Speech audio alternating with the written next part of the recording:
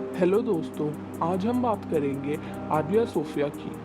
हम में से बहुत लोगों को शायद ये नहीं पता होगा कि ये क्या है और कहाँ है और आजकल ये टॉपिक इतना क्यों ट्रेंड कर रहा है। जानने के लिए ये वीडियो एंड तक ज़रूर देखिएगा। पहले तो हम आपको ये बता दें कि आगिया सोफिया इस्तांबुल में है और हाल फिलहाल में इसको लेकर कुछ बदलाव किए गए हैं जिनके बारे में हम आगे बात करेंगे। यह एक बेहद ही खूबसूरत इमारत है जिसके चारों तरफ बहुत ही सुंदर नज़ारे हैं और इसको एक वर्ल्ड हेरिटेज साइट की मान्यता भी दी गई है। तो आइए जानते हैं इसके बारे में इस वीडियो में। आखिर आगिया सोफिया क्या है? इस्तांबुल में इस प्रतिष्ठित संरचना का निर्माण 532 ईस्वी में बाइजेंटाइन साम्राज्य के शासक जस्टिनियन वन के शासनकाल के दौरान हुआ, जब शहर को कॉन्स्टेंटिनोपल के रूप में जाना जाता था। यह संरचना मूल रूप से ईस्टर्न ऑर्थोडॉक्स चर्च के पैट्रियार्क यानी कि उनके हेड की सीट बनने के लिए बनाई गई थी और लगभग 900 वर्ष तक बनी भी रही। 1453 में जब कॉन्स्टेंटिनोपल सुल्तान महमद द्वितीय के ऑटोमन यानी कि तुर्की बलों के पास आ गया तो आगिया सोफिया को हमलावर बलों ने तोड़ दिया और कुछ समय बाद उसे मस्जिद में बदल दिया गया। स्मारक की संरचना में तब तक कई आंतरिक और बाहरी परिवर्तन किए गए थे। जहां रूढ़िवादी प्रतीकों को हटा दिया गया था, यह संरचना के बाहरी हिस्से में मीनार जोड़ दी गई थी। एक लंबे समय के लिए आगिया सोफिया इस्तांबुल की सबसे महत्वपूर्ण मस्जिद थी। 1934 में आतातुर्क ने आदेश दिया कि आगिया सोफिया को म्यूजियम में बदल दिया जाए और 1935 में यह जनता के लिए खोल भी दिया गया था। तो आइए जानते हैं इसके ऊपर कंट्रोवर्सी किस बारे में है। जब एर्दोगान ने 3 दशक पहले तुर्की राजनीति में प्रवेश किया तो एक्सपर्ट्स का कहना है कि आगिया सोफिया की स्थिति विशेष रूप से उनके एजेंडे में नहीं थी।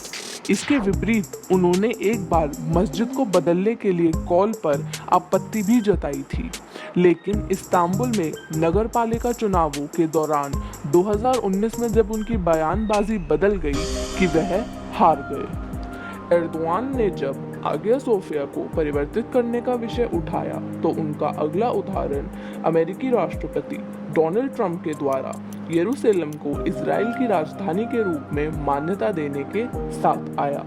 ऑब्जर्वर्स का मानना है कि आगिया सोफिया के परिवर्तन के लिए एर्दोगान की योजना कुछ और से अधिक राजनीतिक अंक हासिल करने के उनके प्रयासों के साथ निकटता से जुड़ी हुई है और संभवतः राजनीतिक समर्थन हासिल करने के लिए जो उन्होंने पिछले साल इस्तांबुल के नगरपालिका में अपने नुकसान के बाद कम होते देखा है। अब जानते हैं कि दूसरी कंट्रीज और ऑर्गेनाइजेशंस की इस पे क्या प्रतिक्रिया रही है। यूनेस्को ने इसे गहरा अफसोस कहा है कि संग्रहालय को एक मस्जिद में बदल दिया गया और तुर्की के अधिकारियों से देरी में बिना बातचीत खोलने का आह्वान किया गया।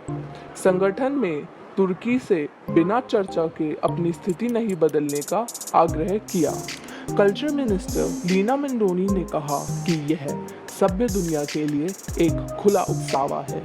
उन्होंने एक बयान में कहा, राष्ट्रपति एर्दोगान द्वारा प्रदर्शित राष्ट्रवाद अपने देश को 6 शताब्दियों में वापस ले जाता है। लेकिन काउंसिल ऑफ स्टेट तुर्की की टॉप एडमिनिस्ट्रेटिव कोर्ट ने शुक्रवार को अपने फैसले में कहा, यह निष्कर्ष निकाला गया कि निपटान ने इसे एक मस्जिद के रूप में आवंटित किया और इस चरित्र के बाहर इसका उपयोग कानूनी रूप से संभव नहीं है। 1934 में कैबिनेट के फैसले ने एक मस्जिद के रूप में इसका उपयोग समाप्त कर दिया और इसे एक संग्रहालय के रूप में परिभाषित किया जो कानूनों का पालन नहीं करता। रूस के चर्च, जो दुनिया का सबसे बड़ा रूढ़िवादी क्रिश्चियन समुदाय का घर है, उन्होंने तुरंत खेद व्यक्त किया कि आगिया सोफिया पर शासन करते समय तुर्की अदालत ने अपनी चिंताओं को ध्यान में नहीं रखा था। उन्होंने कहा कि इस फैसले से और भी बड़े विभाजन हो सकते हैं। अब जानते हैं कि आगे आगिया सोफिया का क्या होगा। स्थानीय समाचार रिपोर्टों से पता चलता है कि एर्दोगान ने अपनी सरकार के खिलाफ 2016 की असफल तख्तापलट की कोशिश की 4 साल की सालगिरह मनाने के लिए अपनी सरकार को 15 जुलाई को आगिया सोफिया में प्रार्थना करने का आदेश दिया है। विशेषज्ञों का कहना है कि जब एर्दोगान को आगिया सोफिया के भाग्य पर फैसला करने के लिए अदालतों की आवश्यकता नहीं है, तो उनका मानना है कि कानूनी फैसलों से उनके प्रस्तावों में वैधता बढ़ जाएगी। तुर्की के भीतर इन योजनाओं का बहुत कम विरोध हुआ है। वे कहते हैं क्योंकि धार्मिक अल्पसंख्यक, जो पोलराइजिंग विषय के रूप में देखा जाता है, उसमें शामिल होने की इच्छा नहीं रखते। पिछले महीने ग्रीस ने यूनेस्को से अपील की थी कि वह इस आधार पर तुर्की के कदमों पर आपत्ति जताए कि यह बदलाव अंतर्राष्ट्रीय सम्मेलनों का उल्लंघन करेगा। अपने स्वयं के भाग के लिए यूनेस्को ने तुर्की की योजनाओं का खंडन किया। उम्मीद करते हैं कि ये वीडियो आपको पसंद आई होगी और इस वीडियो में आपको सारी जानकारी मिल गई होगी। अगर आपको ये वीडियो पसंद आई तो इस वीडियो को लाइक करें और शेयर करें और हमारे चैनल को सब्सक्राइब करना ना भूलें।